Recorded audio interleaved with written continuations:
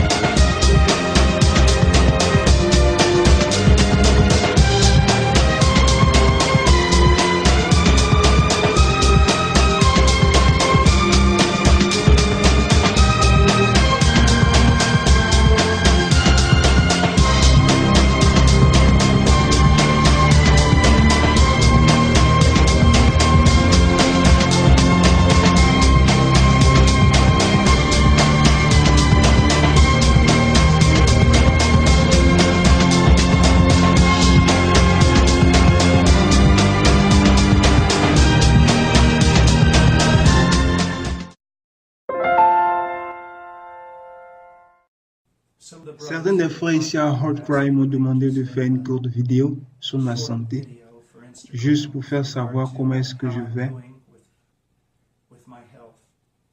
Ma santé s'améliore, elle se fortifie de plus en plus, même si je suis faible et que je lutte encore avec certaines choses. Je veux tous vous remercier pour vos prières, pour vos lettres et pour votre intérêt. Je vais de mieux en mieux et j'espère prêcher à nouveau, même si cela doit être dans plusieurs mois. Toutefois, j'espère prêcher à nouveau. Pendant que ça n'allait pas et que j'étais enfermé dans mon bureau et à la maison, j'ai passé beaucoup de temps à écrire et à étudier les Écritures en ce qui concerne l'Évangile et aussi en ce qui concerne l'Église. Et j'espère pouvoir publier tout ce que j'ai pu écrire. Ainsi, durant tout ce temps où j'ai été enfermé, j'ai passé beaucoup de temps à lire les Écritures et aussi beaucoup de temps avec le Seigneur. Et cela a été une grande bénédiction pour moi. Comme je l'ai déjà dit auparavant, cela a été un chemin vraiment difficile. Mais pour rien au monde, je ne voudrais remplacer cette année de mes passés avec quelque chose d'autre. C'est étonnant comment les grandes épreuves peuvent être une plus grande manifestation de l'amour de Dieu envers nous. Il nous montre qu'il n'en a pas encore fini avec nous. Il nous montre qu'il veut que nous devenions matures et que nous soyons semblables à l'image de son Fils. Et il fera tout pour que nous soyons semblables à Christ. Je sais que je n'ai pas fait beaucoup de progrès, mais je sais aussi que cette année m'a été d'une grande aide. Encore une fois, je vous dis merci pour vos prières et merci pour votre sollicitude. S'il vous plaît, continuez de prier pour que le Seigneur achève l'œuvre qu'il a commencée en moi, de sorte à ce que je sois un meilleur serviteur et un serviteur plus utile pour notre Seigneur Jésus-Christ. Merci. Que notre Seigneur vous bénisse.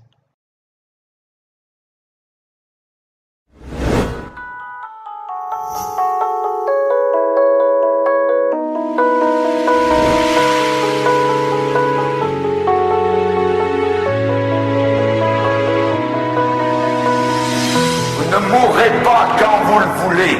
Vous allez mourir quand Dieu va venir vous chercher. Et que vous le vouliez ou non, vous allez passer dans l'éternité. Dans 50 ans d'ici, la plupart d'entre nous serons dans l'au-delà. Question, où seras-tu? Il n'y a que deux éventualités. Ciel, enfer. Les deux existent. Il ne peut pas exister un ciel s'il n'y a pas d'enfer. Il ne peut pas exister d'enfer s'il n'y a pas de ciel. Les deux existent. Et Jésus-Christ, le Fils de Dieu, c'est lui qui nous a enseigné ces choses. Ézéchias a refusé d'accepter la mort quand Dieu a déclaré « Tu vas mourir et tu ne vivras plus ». Il n'a pas donné d'ordre à sa famille, à sa maison. Il s'est tourné dans la muraille de chaux. Il s'est détourné des hommes. Il s'est détourné même du prophète Ésaïe, l'homme de Dieu de l'époque. Et il s'est tourné dans le mur blanc, de chaux blanche. Et là, il ne voyait que Dieu. Il parlait à Dieu. Il a pleuré devant Dieu. Il a cherché Dieu. Il demandait simplement quelques années de plus.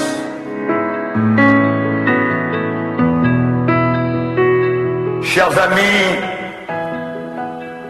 la question a été posée par le pasteur de Jérusalem, le pasteur Jacques. Et Jacques a dit, qu'est-ce que votre vie? Qu'est-ce que votre vie? Et il répond par le Saint-Esprit.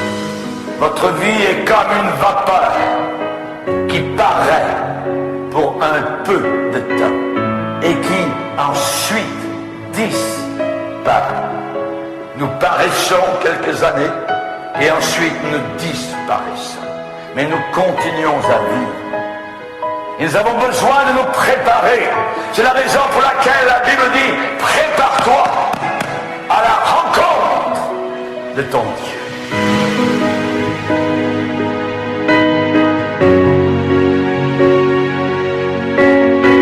Prépare-toi.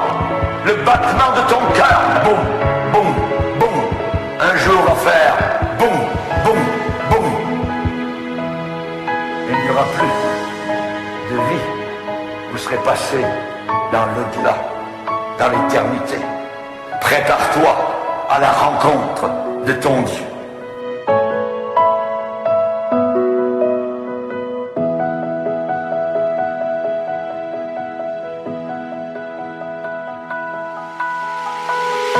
Quand le temps va arriver, le moment défini de la mort, souvent c'est difficile de l'accepter. Mets ta maison en ordre, parce que tu vas mourir.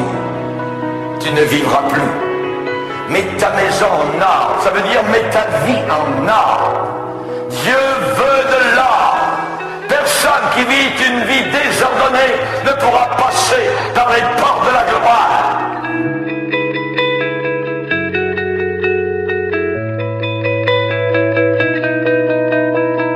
Il faut avoir une vie en ordre. Mais nous sommes désordonnés, nous sommes sales, nous sommes impurs. Nous avons besoin de quelqu'un d'autre. Et c'est la raison pour laquelle Dieu nous a envoyé la bouée de sauvetage, appelée Jésus-Christ, le seul et unique sauveur.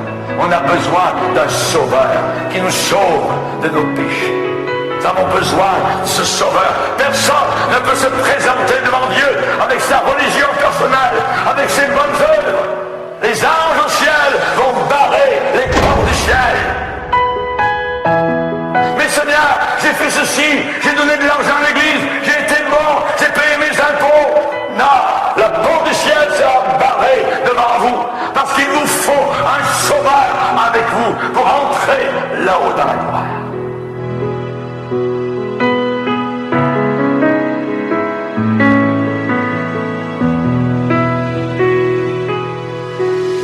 Combien de personnes ont dit, ah vous savez pasteur, moi je me débrouillerai quand je serai là-haut avec mes chums, avec mes amis, tout ça, on va lui parler à Dieu, on s'arrange avec lui. Vous ne pourrez jamais vous arranger. Il faut s'arranger sur la terre. C'est sur la terre que Dieu dit, mets ta maison en ordre, parce que tu vas mourir. Du berceau au tombeau, nous devons avoir des moments de sobriété, où le Saint-Esprit vient nous envahir, nous montrer notre besoin personnel d'un sauveur.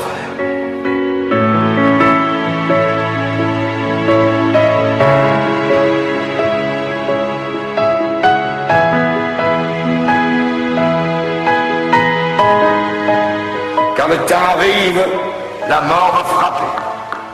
Et il faudra partir. Il faudra tout laisser. Le compte en banque, la maison, le frigidaire, la télévision, vous laisserez tout derrière vous. Tout restera sur terre. C'est l'homme sage de l'Ancien Testament, Salomon, qui a dit, il y a un temps pour tout, un temps pour toutes choses sous les cieux. Il y a un temps pour naître et il y a un temps pour mourir. Quand la mort va frapper à votre porte, si vous n'avez pas donné votre vie à Jésus, ce ne sera pas les anges qui vous emmèneront dans le sein d'Abraham, dans le paradis de gloire. Ce sera les démons qui vous attireront vers l'enfer, là où il y a des pleurs, des grincements de dents, pour l'éternité, pour l'éternité, pour l'éternité, pour l'éternité.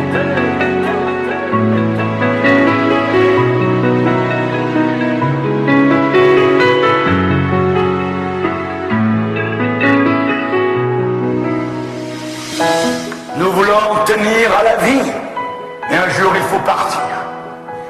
Mais Dieu a mis dans ton cœur la pensée de l'éternité, la pensée de l'éternité, la pensée